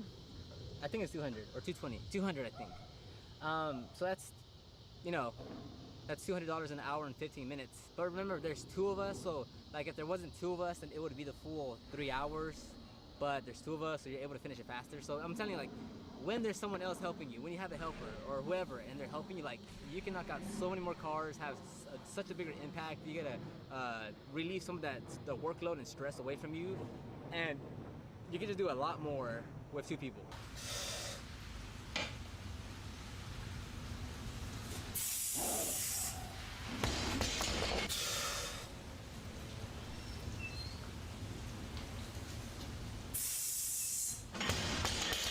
So I'm a little tired from this whole day of working, trying to do some deadlifts, but pretty tired, so I'm gonna keep it pretty simple right now. That was just 355 for one. I don't know if I'll go up to 365, just because I'm tired. I'm tired, and I got off work, came straight here, and started working out. Not optimal, but I still have to do other work, like edit the video. Can you guys see me? I have to edit the video and do some other stuff because entrepreneur. Huh. But anyway, we didn't get to do that last vehicle, the engine cleaning, because it started raining again. So overall today, it was $260 for the first car, $240 for the truck, and then $200 for the Corvette. Plus the $60 for the engine cleaning would have put us like at $720 or whatever, $730 for the day. But that didn't happen. All good though. We just scheduled the customer for sometime next week, so no biggie. We'll still get to him. Yeah.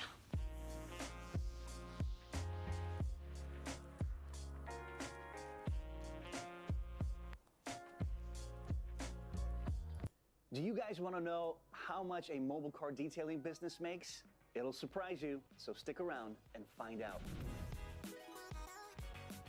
Today we have Alan from Go Detail, who scaled his business from 0 to 11 employees in just 6 months. He started his business as a side hustle and scaled it to, well, some incredible numbers that you guys will find out later in this video. It's the bread and butter of our business. From this corner all the way to that one, we'd like to know all the details. This is a must-have tool, I would say. It exploded the business. So tell us a little bit about yourself, your business, and when you started Go Detail. Sure, so I started Go Detail straight out of high school. I was 18 years old. Wow. And I was looking for some summer job that, you know, required me to be my own boss, because I didn't like working for anybody else. Interesting. Did you learn that in high school? I kind of learned that from my dad. You know, he's always been his own boss, so I wanted to kind of follow that same trajectory. Nice. Have you cleaned any cars before you were 18? I mean, were you an expert? Did you know what you were doing? No, so I started just by watching YouTube videos, and it kind of went from there, just watching a bunch of tutorials, learning how to clean exteriors, cleaning interiors, and it kind of just took off this past year when I formally launched the business. What's the plan for the day? Talk to us a little bit about that. What are we doing? Sure, so we're gonna hit a few locations. First one's gonna be at a mobile detail, and the second one's gonna be at a dealership. Nice, okay. So we're gonna just load up the car with a few things. In? Okay. Yeah. Well, while we do that, Alan, tell us, you know, is there anything you wish you'd known when you started Go Detail? And yeah, what was that could have helped scale your business faster? So a lot of things. One of them would definitely be marketing. So learning, you know, how to market my product, my services, and get more clients in the door initially, because that was the biggest hurdle. So knowing that now, what would you do different at 18 or when you really started scaling? I would just start utilizing more social media, to be honest with you. Facebook, even TikTok is really popular these days. Wow, okay.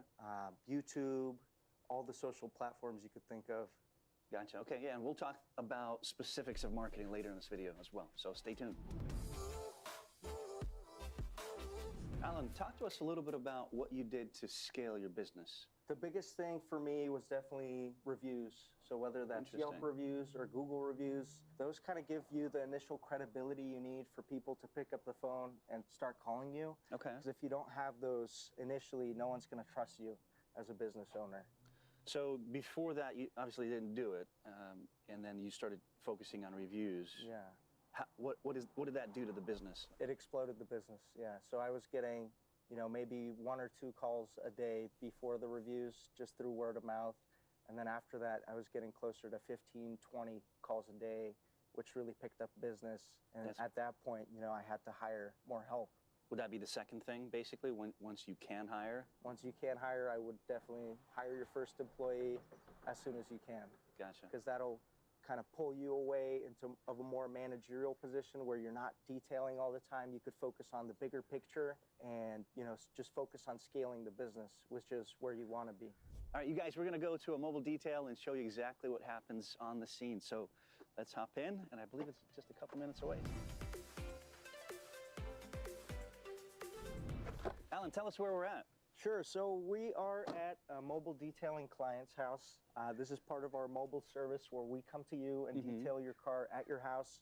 So you don't have to really, go into a shop, which is typical, and wait 3 hours, 4 hours for your car to get detailed. Nice. That's why people like our service. So today we're going to be detailing this Volvo XT60, and this is kind of the setup that we come with every day. We've got all our products lined up. Our canopy in case it starts raining. We got our step ladder, all the products and tools you could think of for a detail. Gotcha, okay. But how much did it cost for you to get going with Go Detail? What was the initial budget and how did you spend it? Sure, so I started out personally with $500, which, isn't a lot, honestly, for detailing products, detailing equipment. That went towards a nice vacuum, a pressure washer, and just a few chemicals and tools to get started. And then how long, I'm guessing, did it take you to recoup your initial $500 investment? It took me about 2 details when I first started out, so 1 day's of work. Well, I know you've got to do a bunch of stuff here, so we don't want to keep you from your job. On that note, by the way, you guys, Alan off camera shared with me something incredible that generates at least 3 new customers for him. Stay tuned. Later in the video, he'll share what that is and how you can grow your business. Keeping your money lying around can deflate its value, and you may end up with less money than you had yesterday without even knowing about it. When I thought about it, I was overwhelmed. I realized I'm not investing my money properly. Also, the idea of investing in stocks and EFTs was very overwhelming, but that's when I found Stash. Check this out. Quick, easy app that gives you access to more than 3,000 EFTs and stocks. For as little as $1 a month, you get access to 3,000 stocks and EFTs to start on your investment journey. So download Stash right now, add $1 to your portfolio, and you'll get an additional $50 bonus to start investing. It's that simple, you guys. Click the link below if you want to build strong financial habits by using a tool that automates your investments on a set schedule. So let's talk about what you made during your first year, Alan. Yeah, so when I was doing it, part-time, just as a college, summer job, before I dropped out, anywhere between 30 to 40,000. Wow. Just one summer, just working alone. That's pretty good as a side hustle. Yeah, I really didn't want to work for anybody else. I got the idea to, work for myself and try to promote the business and kind of keep it alive while I was trying to pursue my college degree. Right. Walk our audience through your setup here, because it's super clean, well organized, from this corner all the way to that one. We'd like to know all the details. So sure, yeah. So first things first, you need a nice pressure washer. Okay. You could get started with something a little cheaper than this. This is like a high-end electric pressure washer. You could get away with spending $100 on one, and it'll do you fine for about 6 months.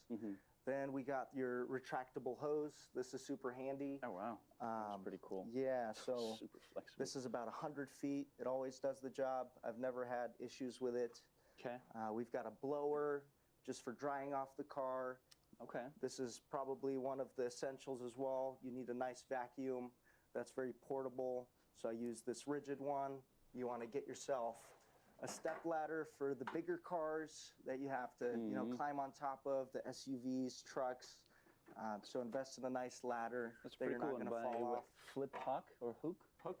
I've never seen that. Yeah, so these are Gorilla ladders, and I'll link all the products I use all the tools I use at the end of the video. So Nice. if that's helpful to the viewers, I'd love Absolutely. to offer that. That's cool. You got a lot of Yeah. ton of products here as well. I mean, is there a specific order to how you've arranged this, or not really? Not really. I Okay. just try to make it look nice. We've got our shine sprays, our zeniths, but it's really important to, be able to source your products locally and in bulk, because that's how you save a lot of money and make those margins bigger. What is your overhead today? Can you break that down for us? Sure. So our overhead per month is roughly $25,000. Okay. So we're making on a good month like $60,000. On a slower month, we're making closer to $40,000. Wow. But that changes with the seasons, of course. Less people get their cars detailed in the winter compared to spring and summer. Right. How's the 25 breaking down, though? Can you break that down for us? Yeah. So what goes into that? It's mostly labor, taxes, of course. Taxes every month are about, I would say, anywhere between $5,000 to $10,000 just in taxes. L&I and all that. Yeah. Gotcha. So Okay. those kinds of taxes, like wages, salaries, those take up the biggest amounts of tax. What are you spending on, like chemicals and equipment per Yeah. month as well? So chemicals and equipment, about $5,000 per month, and then the rest just marketing and advertising. Talk to us briefly about some of the mistakes you may have made when you just started Go Detail, and what were they? What would be your tip?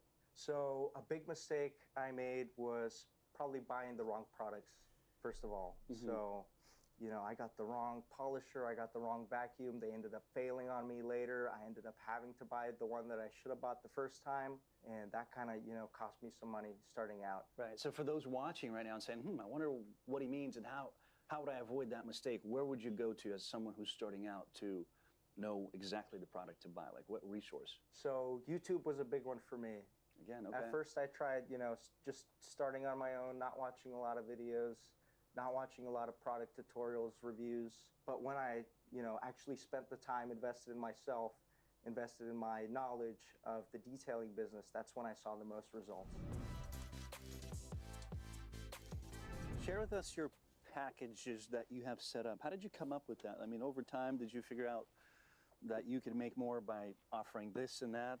Like, for example, with what you're doing for this client, what are they going to be paying you for, and how's that broken down? Yeah, so this client's just paying for a full detail, so it's inside-out detail. Takes about 3 hours to complete, and they are paying $297. Okay. So we kind of undercut our market, like compared to other mobile detailers, which charge 10% more, and that's just a way for us to, get the higher hand. Yep. And be able to deliver the same service, grab a bigger audience. What if I brought you a huge SUV? Because this one seems like a mid-sized SUV. Is it the same rate, or how do you upcharge on that? Yeah, so we do have different packages, prices, and I will link that like in the description below, just to show, what ballpark figures are. People could kind of go off those if they want to set up their own detailing business. It'll definitely be a helpful place to start. Okay, awesome. That's a good tip. And you guys, I haven't mentioned it earlier, but do check out our podcast. We talk to people like Alan. We ask more specific questions that we don't get a chance to do here. So check it out, upflip.com/podcast. What do you got here? And then you've got more stuff through this corner as well. This is kind of our charging station. We got these portable batteries we use. Right. I really like DeWalt's. There's also Milwaukee, Makita. There's cheaper ones you could also invest in. What about DeWalt that you like? Just because you mentioned that, so I'm curious why. Yeah, so they just don't break down. Okay. That's my favorite thing about them. They're rugged, they last a long time, and I've never had an issue with DeWalt. That's it. That's a tip for you guys from tested and proven skills and experience. Okay. So this shop is mostly used for ceramic coatings. As you can see, these lights up here, they're going to show all the swirls in a car, easy to find them, easy to correct. Are these just basic LED lights or anything special about them? So these are specifically for car garages that specialize in, painting cars, polishing cars. You could pick one of these up on Amazon.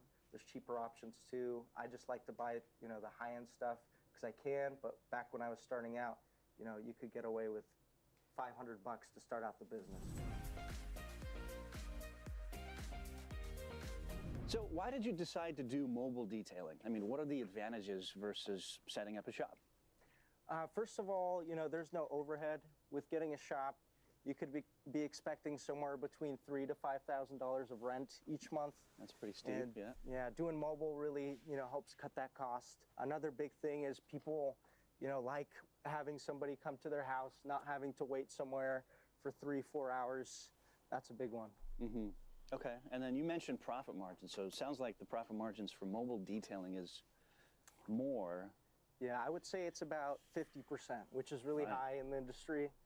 Most, you know, shops are working with anywhere between 20 and 30%. But you have that shop that we showed earlier. Yeah. What happens in there besides Ceramic Pro? I mean, you still bring customers there, don't you? So that's kind of reserved for the customers that don't have access to water and electricity. Okay. So, you know, let's say someone's living at an apartment complex and their, you know, landlord or the company, the complex doesn't have access to water and electricity. So we actually, you know, when one of those customers calls, I just tell them we have a location that they could come to that's not too far out of their way. So I want to touch on equipment. I know we asked that a little bit earlier, but I see some new tools here, like this piece right there. Talk to us about some of this stuff here and what it cost and why you went with what you went. Yeah, sure. So this is our blower. It's used for expediting the drying process. This is a must-have tool, I would say. This is an extractor. You don't have to start out with this, but it is really helpful for getting like stains out of the seats, upholstery, gotcha, okay. Stuff like that. And then this is a drill brush that we use for cleaning these floor mats. Oh, wow. It really speeds up the process. That's insane, man.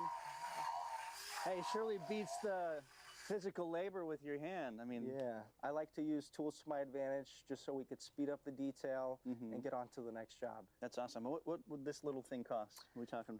So you can get a set of these drill brushes in all different sizes for about $20. And I would definitely invest in one of these when you're starting out because it'll save you so much time. Got it. Okay. Anything else you want to point out as far as equipment or stuff that you use, tips, tricks? I would invest in a nice foam cannon. So this is, you know, a higher end one. This is an Adams Polishes foam cannon. Okay. But you could get cheaper ones for like $20 starting out. And this really helps with like coating the car with soap, kind of like we did earlier. And it really expedites, you know, the washing process. So what's your role in the business today? Talk to us about your regular day and what you do and how you spend the time. Sure. So I just, you know, oversee jobs, make sure everything goes smooth. I answer all the phone calls, set up the appointments, make sure everyone's happy. That's a big day-to-day job.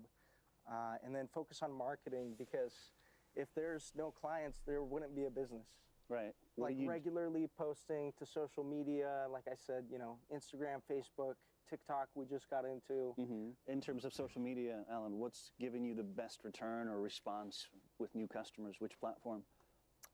I don't know if you consider Google social media, but Google My Business is a big tool we use. Okay. It's sort of like the Yelp of Google, but it's a place where people can leave their reviews. You could post updates on there, you know, we're having this special this month, this special this month, summer special, Black Friday special.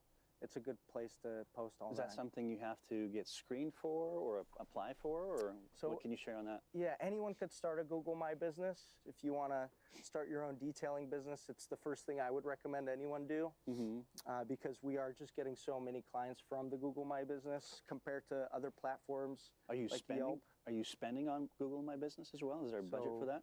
Google My Business is completely free. Wow. Yeah, so that's where I would recommend anyone get started out. To wrap up the shop tour, per se, you've got some stuff behind you. Why don't you tell our viewers what you've got there? Sure. So this is probably the most essential product we use. These are just microfiber towels. I picked these up at Costco. You can get them at Walmart, Sam's Club. Okay. They're high-quality microfiber towels. We use them every day for detailing cars.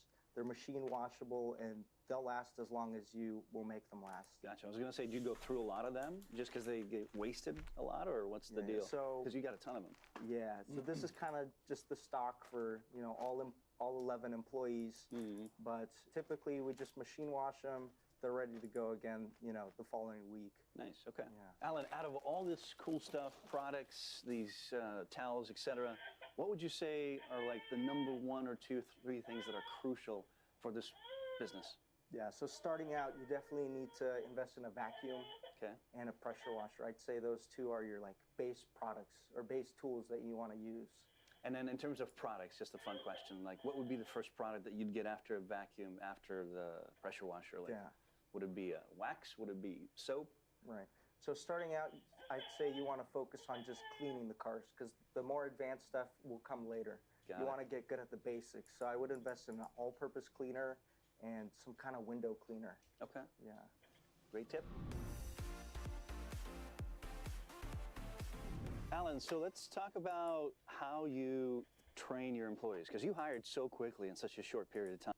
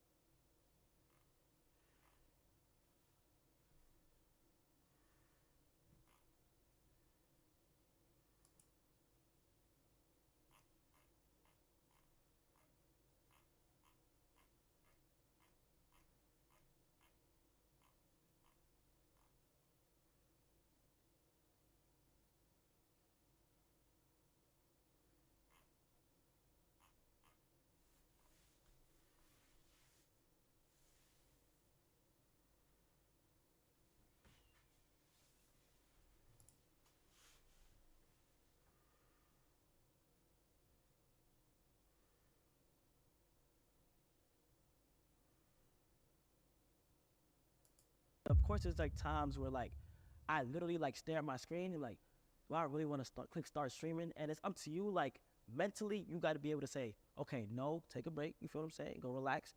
Or like, no, you're just being lazy. Like, come on, bro, you're just being lazy.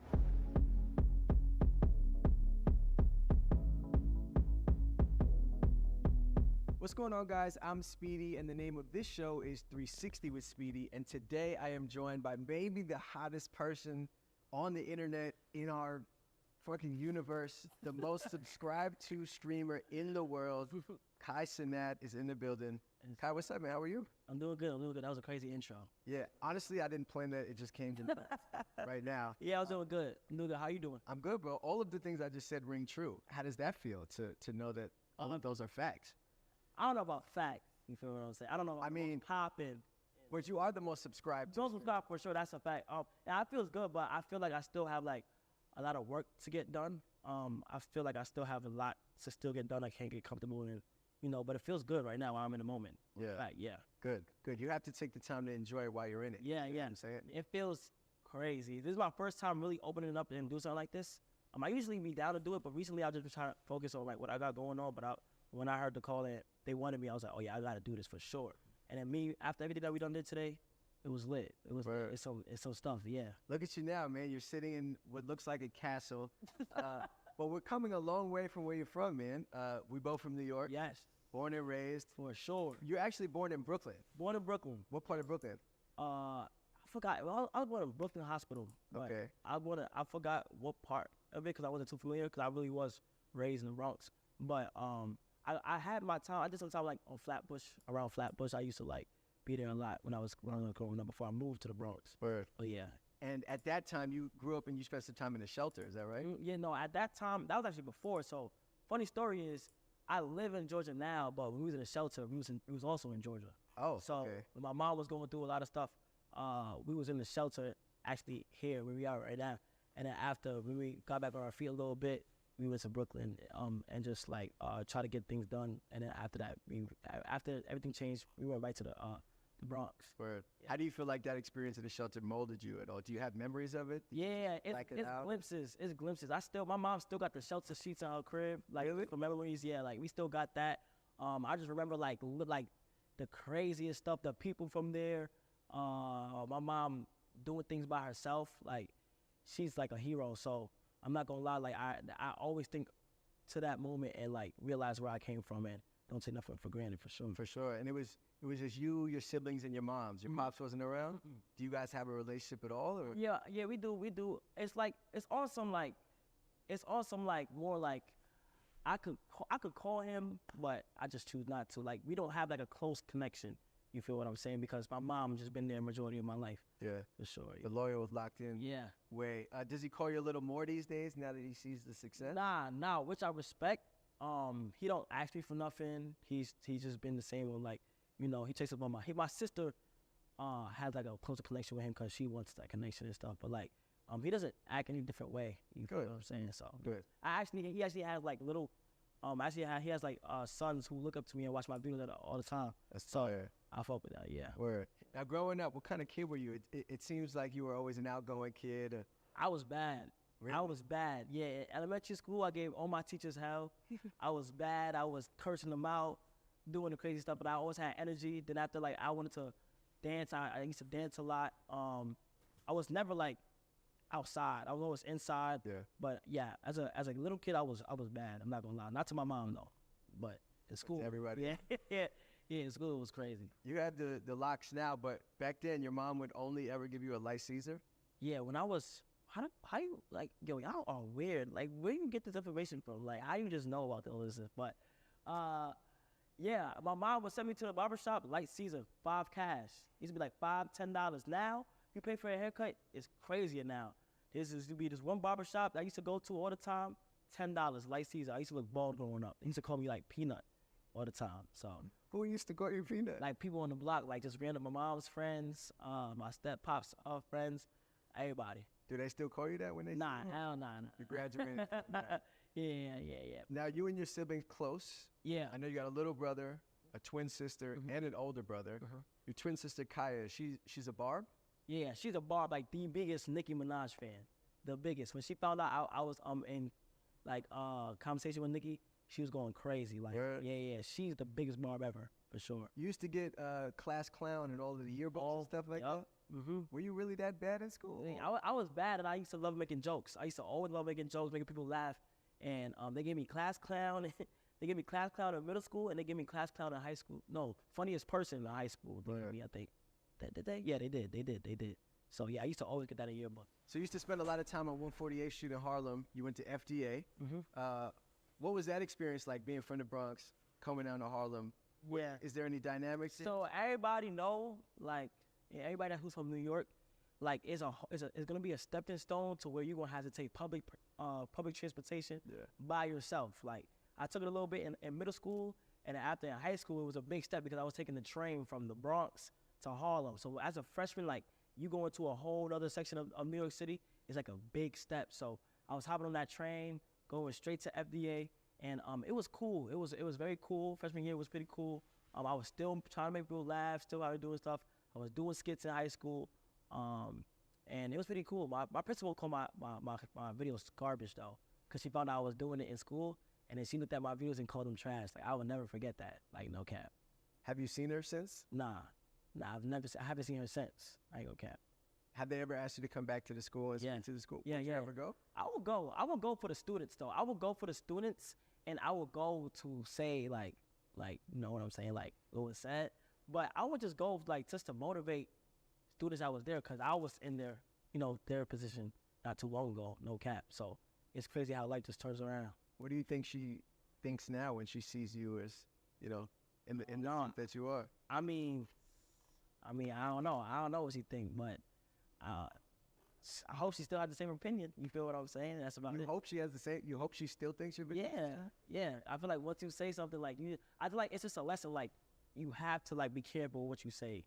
For me, like it's very powerful. So you have to be careful what you say. You never know who you're talking to or like who this person is gonna end up being. You also were inspired by Shiggy and Rennie. You used to watch their skits on Instagram and stuff like that. Yeah, I wasn't inspired by them, but I used to like see their skits all the time. Like all the time, they had like around when I was doing skits, like they was going crazy. Like shout out to Shiggy, Rennie, Capri too. Like they had the city going crazy for sure. Yeah. Yeah. So the first skit that you had that popped off was like a parent-teacher conference moment. When you think back to that skit and when you watch it, does it make you feel anything? Do you look back at your old self and be like, oh, yeah, my old skits is like cringy, but at that moment of time, it was like one of the best ideas I ever had, and people supported it with that video. Like that one was crazy because I was posting a skit and it was going crazy, and I was going to school the next day, and I'm like, yo, everybody seen that skit. You can't wait for the lunchroom. Yeah, I can't wait. You feel what I'm saying? So did you have your fit folded out on the bed like first? Nah, I did that for the first day of school. First day of school, I used to always do that. But my skits, I look back at it and it was like really cringy. Like I was like, bro, what was I thinking? Like, but it's who I am. You feel what I'm saying? So I feel like that's part of the process, but you got to go through. You got to go through that moment right there. When was the last time you feel like you looked back at some shit and was like, damn, that was cringe as fuck? Like this morning. This morning, my first YouTube video popped up on my recommendation. I said, all right, let me just watch it real quick. And I watched it and I was like, damn, like, this is my first YouTube video, like looking at the thumbnail and everything. And I was looking at the comments. I love seeing like people come back to my first music video and comment like, yo, this is where he started, look where he is now, stuff like that. Like, I love comments like that. Yeah. It's fire. Yeah. They've been along for the journey then. Mm-hmm. Then you went off to college. You went to SUNY Mooresville? SUNY Mooresville, yeah. What was the college experience like for you? I mean, college is lit. You were still making videos and stuff. I'm sure you had a little bit of clout on campus and shit. College was lit because, and I feel like I should have did more there because, like, the content on a college campus, like, if I was in college right now, like, and who I am and what I do, it would have been so lit. Like, it's just actionable. You have freedom. Everybody on there's campus, like, down to do mad stuff. I was recording videos. I used to be embarrassed of recording videos because it would be like a little like I was shy, but it breaks you off that shell. You feel what I'm saying? And it was lit. They had parties, girls on campus, all that. Business administration was your major? Yeah. What did you think you wanted to do with that when you selected that? Just get money, like do some type of business. I don't know. Like I feel like when you choose business administration, you just want to do something like in the business. I really chose that because I was confused on what I wanted to do. Like I had a goal of being an actor and doing something with the camera. So I didn't know what I really wanted to do, so I chose business administration because it was just like a general field that could fall into anything. But it seems like your focus wasn't only on school. You was also staying up super late into the early mornings, editing videos, trying to stay consistent on a posting schedule on YouTube and all of these platforms. How did you balance, like? It was hard. I was doing, like it was often times where I would have my laptop, my camera, I would record that day, edit that same day, and then after like post by 8 o'clock. Like I would record in the morning, edit that same time and post by 8 o'clock and have it up and running. And there was times where I had to upload before class and have 5 minutes to sprint from my dorm all the way to the other side of the campus for class so I can't be late and stuff like that. But it was kind of hard balancing it because, you know, I put so much effort into my videos and I had schoolwork to do. So it was kind of. But you made it work. Yeah. Your roommate, Bach, he watched the whole journey. Yeah, Bach, yeah. Shout out to Bach. Yeah, he watched the whole thing happen. Like, I remember times where he recorded me, like, in my dorm and, like, was like, yo, he's going to make it. Like, he was recording me because he seen the grind. He see me staying up. He see me editing. Like, that type, I think that type of like, anybody who, like, has blown up, they can relate to when you in your grinding stage, like, that hunger is different. It's about if you can maintain it or not. Like, that hunger that you get is, like, a different type of, like, I don't know what it is. Like, all I wanted to do was just work. So, once you get that in you, like, it's just like you can't stop. Do you still have that same hunger, you think? 100%. Yes, I don't play when it comes to, like, my content because people will get comfortable and things can slow down. Like, I know that all this can go away like this. So I gotta keep my head focused, stay on the right path, and just execute every time. Are there ever moments where you're like, not days, but maybe moments where you don't have that grind and you have to remind yourself, like, all right, let me. Yeah, of course. There's like before streams, I think my push was my subathon, a 30-day subathon, where I did a stream for like 24/7 for 30 days straight. But that was definitely like a challenge for me. But I'm glad I pushed through that. But of course, there's like times where like I literally like stare at my screen and like, do I really want to click start streaming? And it's up to you. Like mentally, you got to be able to say, okay, no, take a break. You feel what I'm saying? Go relax. Or like, no, you're just being lazy. Like, come on, bro, you're just being lazy. I've had times where I've been lazy and been like, nah. But when I do spark it, it ends up being like the craziest stream ever. Like, that's the thing about streaming is like, it could be that day and you would never know like where some crazy shit would happen. Like, there's always some crazy shit happening while I'm streaming. Right. You but see you this never guy know right here. The day This that is you Don decide, Calhoun. you know what, fuck it, let He's me a not big do it. Bulls You fan. might have just And lost he's out about on to do what- something that will change his greatest entire moments life. ever. Yeah.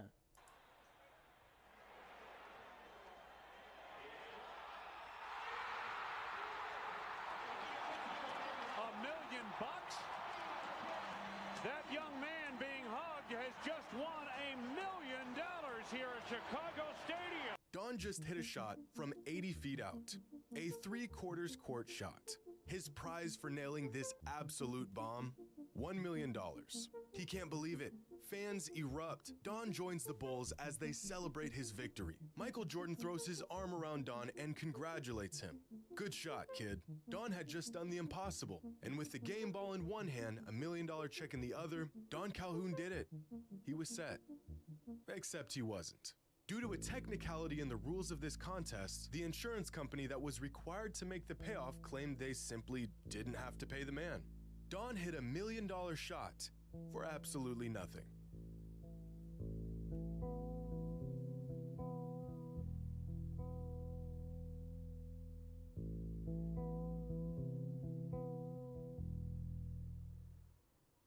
Today's video is sponsored by SeatGeek. My brothers, summer is finally here, and events are happening every day. Whether you're a baseball fan, a soccer fan, or you enjoy concerts and festivals, SeatGeek has all of your ticketing needs covered this season. With over 28 million downloads, SeatGeek is the #1 rated ticketing app, and with over 70,000 events happening every single day on SeatGeek, they've got anything and everything you're looking for. I've made it my mission to get out to more Timbers games this summer, and within the SeatGeek app, I can check the status of each available ticket for any game, and with their rating system, I can quickly see which tickets are a good deal, the green ones, and which tickets are a bad deal, the red ones. SeatGeek is safe, it's easy, and it's a guaranteed way to get the best deals for your tickets. And right now, SeatGeek is offering $20 off your first purchase when using promo code Jimmy. I've left a link to download the SeatGeek app in the description below. Just head over, use code Jimmy, and get $20 off your first purchase. With $1 million on the line, do you think you could sink a three-pointer? Pretty incredible consolation for one simple shot, but no one in their right mind would ever offer such a prize for making a single three-pointer. Except they did. Back in the 90s, during NBA All-Star Weekend, the league and a sponsoring company such as Foot Locker, American Express, Sony would host a contest for fans, the NBA's $1 million shot. It was one of the most anticipated side events of the entire weekend, and out of the millions of fans who entered to win a shot, only one would be chosen to take it. Get selected, make a three-pointer, win $1 million. An opportunity of a lifetime for 4 lucky contestants that were selected over the 4 years that the NBA hosted the contest. And to aid them in their quest for $1 million shot, each contestant was joined by a former or active NBA player to give them pointers and advice. In 1996, among the 6 million entries, 17-year-old Demetrius Houston was selected to take the $1 million shot. With George Gervin by his side and 17,000 fans looking on, Demetrius lines up his shot. And with $1 million on the line, he clanks it off the backboard. Gervin tells the kid not to worry about it, but I'm sure he did. In 1997, a man named Jim Valente was selected to take the $1 million shot. His host and mentor for the event, NBA legend Oscar Robertson, a man who literally never made a three-pointer in his entire NBA career. But Jim was focused. It was his wife's birthday, and what better birthday gift than $1 million check? So Jim steps up to the line. He's ready. The ways in which he'll spend the $1 million already racing through his mind. I'll get that Corvette I've always wanted. That'd sure look good in a Rolex. We could really use a new deck out back. Maybe I'll get a boat. Or maybe you'll get nothing. After the shot, Craig Sager asked Jim about his experience. $1 million. Gone. What went wrong, Jim? Give us some insight. How did you feel at the time? What went wrong? I think I just pushed it a little bit right.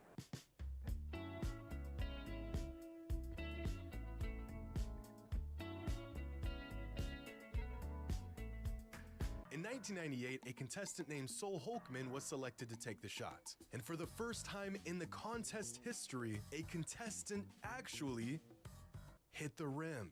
Another year, another $1 million miss. But of all these $1 million shot events, none managed to top the one that started it all in 1995. The contestant that was chosen, 16-year-old Mike Hoban. For weeks leading up to the contest, Mike spent 2 hours a day, every day, shooting three-pointers. Accompanied by all-star Dan Marley, Mike was locked in. Going through the most meticulous shooting routine you'll ever see in your life, Mike prepares his shot by, quote, becoming one with the basket. At this point, I wouldn't be surprised if he pulled a microscope out and studied the hoop to better his odds. Now he's taking phantom shots. His routine is becoming more unhinged by the second. But it works for him. Friends and family look on, watching him live on TV, ready to witness history unfold. Mike is ready. He lines up the shot. He shoots. And misses the rim by 2 feet. An air ball. The poor kid is devastated. Friends and family are stunned. All the while, the commentator of the event doing his best to help, but instead just pours on a slew of more disappointment in the process. So young Mike Hoban has missed his shot at $1 million. The good news is, though, he doesn't win money, doesn't become a pro, and his college scholarship hopes stay alive. He'll go back to be the post-up player for his junior varsity team. After the shot, Sager interviews the kid, where he has the bright idea of just asking for one more shot. I wasn't really in that zone I wanted to be in, but, you know, one more shot. You would like one more shot, wouldn't you? Man, I would love another shot. You'd like one more shot, wouldn't you? Mike never got another shot.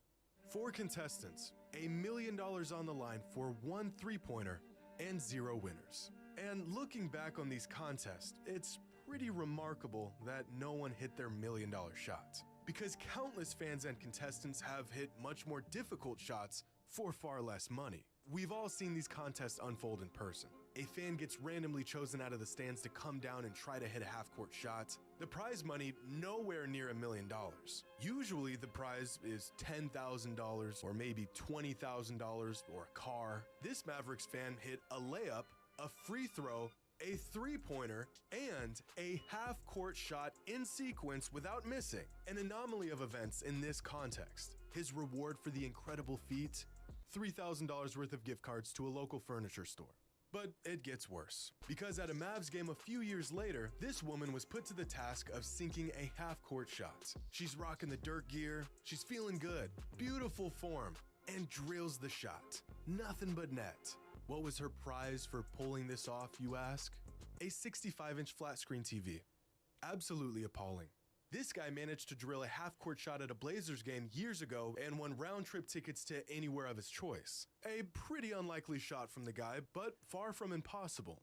What is impossible, however, is the fact that another fan hit the same exact shot 30 seconds later. It's clear that some people actually make these shots. So what would happen if someone actually did hit a $1 million shot? What if instead of shelling out some gift cards or a flat screen TV, a team had to actually hand over a 7-figure check to one lucky fan? It's April 14th, 1993. The Bulls are facing the Heat in Chicago. The Bulls are on a roll coming into the matchup on a 3-game win streak. By halftime, Chicago is up by 14. Jordan is killing the Heat, 22 points in the first half. It's a great time for home fans as usual. But the real spectacle is about to take place. Throughout the 93 season, the Bulls hosted a promotion for their fans. Among the 18,000 fans in attendance for any given home game, one lucky individual would be chosen to shoot a 3/4 court shot to win $1 million. At the time, and to this day even, a $1 million cash prize for such an event is unheard of. But the odds of such a shot going in are so astronomically unlikely that the Bulls and the insurance company that would be responsible for paying out the prize money felt comfortable running the event anyways. Leading up to that Heat matchup, 19 lucky fans had attempted the halftime $1 million shot.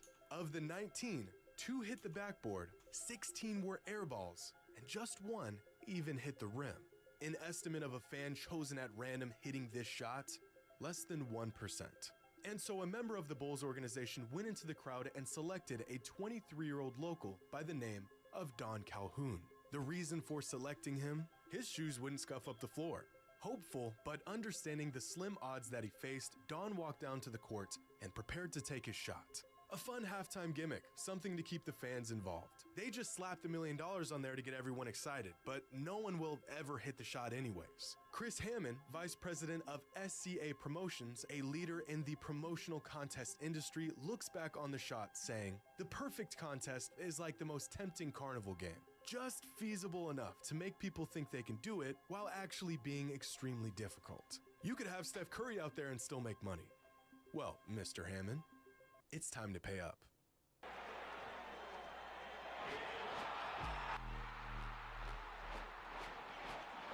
$1 million? That young man being hugged has just won $1 million here at Chicago Stadium. And for Don Calhoun of Bloomington, Illinois, a $1 million thrill. In what is possibly the most inconceivable occurrence to ever happen on an NBA court, Don Calhoun drilled an 80-foot shot for $1 million.